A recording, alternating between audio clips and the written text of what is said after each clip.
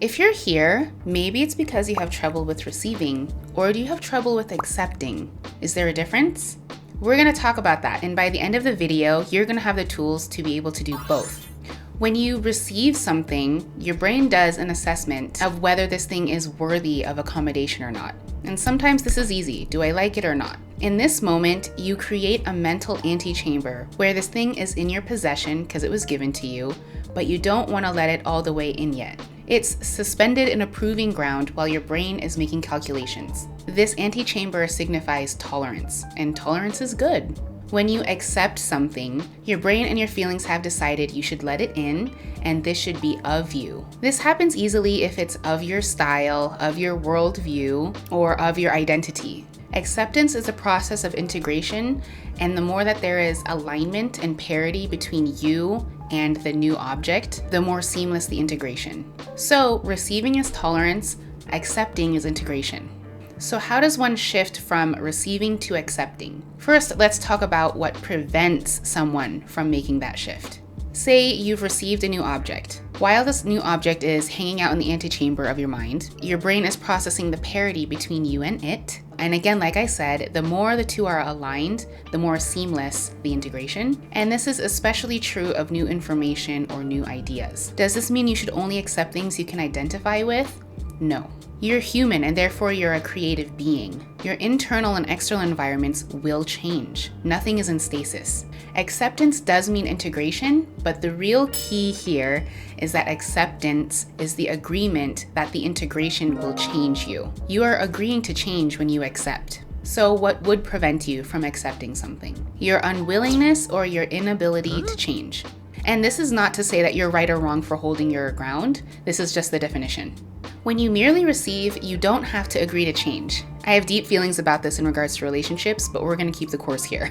Receiving has great merit, even if you're unsure about accepting. The ability to hold a new idea in suspension and allowing yourself to check it out and to appraise where the disparities are so that you can decide whether these are deal breakers or not, this is a testament of maturity. Your ability to hear out more and more foreign ideas without immediately rejecting them shows your mental strength and increased tolerance. When something is given to you and you don't have an immediate feeling of acceptance, allow it to exist because it's out there now, and understand that you are not required to integrate with it. And then allow yourself processing time. That's how you put in the reps, and that's how you become better at receiving. The caveat here is that all new information takes resources to process, and just like the CPU of a computer, it can be overloaded. So in the case where you come across something that you just don't have the resources to break down and process right now, table it, because the next time you square up with it, you're not taken off guard and you're more equipped to handle it. To become better at accepting, once you've identified the disparities and the friction points, you need to decide, can I reconcile this? This new object operates this way. Can I accommodate that? And when you decide, yes, I can accommodate that, I will change effective immediately. Or, I'm not very good at this right now, but I will get better because I want to get better. I don't understand, but I want to learn. This is how you become better at accepting.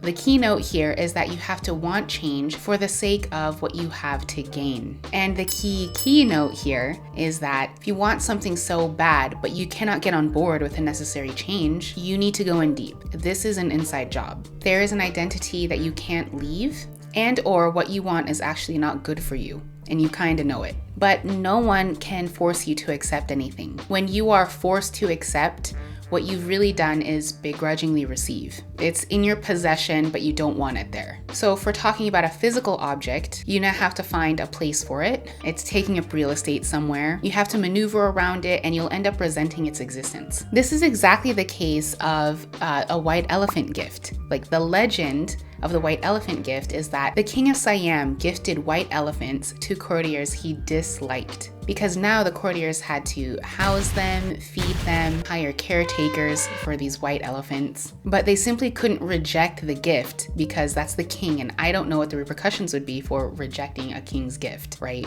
So they became financially ruined. They didn't want this elephant. They didn't have the means to take care of it. It ruined them. That's the history of the white elephant gift, by the way. If a situation or a doctrine is forced onto you and you can't reject it for some reason, your body will still try to sequester it, because in your mind and in your body, this does not integrate with you. Your body will not integrate with this. And when your body is in constant conflict with something that has breached the walls, this has crippling downward effects. Illness, depression, dissociating, even autoimmune diseases. So accepting everything that comes your way is not wise, but it's not feasible. If you could accept everything that came your way, I think that would kind of solve everything, but it's actually just not possible. Because to accept everything means to be in alignment with everything, or at least familiar with everything, and that's just a silly notion. So I was musing earlier that the ability to hold yourself in discomfort to work something out, I think this and the advent of language are two things that differentiate us in the animal kingdom as humans. Now you might say, no, animals go through uncomfortable things to survive or to get what they want all the time. I'm talking about between two people, because we are so complex and the ways that we can be different are infinite. That's different than an animal just needing to mate. Language is used to describe your thoughts, your feelings, and express what you want with specificity. But the desire for integration, i.e. acceptance, drives us to endure discomfort, and sometimes extreme discomfort, in order to achieve harmony with someone. And I get a little sentimental about that because change is scary and it is hard. But partnership is saying, I want to change to integrate with you more than I want to stay the same and navigate through life in a way that I have mastered. Like, to abandon mastery for integration, for partnership, for love, that's just freaking romantic. So there's your pre-Valentine's Day sappiness. There you go. Hope this helps you get better at receiving gifts, compliments, whatever. And I wish for you to be changed in the best way going forward, through acceptance. Please don't forget to like and subscribe if you enjoyed this. There's a link in the description that leads you to my store where you can grab some freebies. There's a framework in there that might help you if you're fixated on something that is causing negative emotions, and a link to book time with me directly. So that's it for receiving and accepting. I hope to see you in the next one. Take care. Thanks. Bye.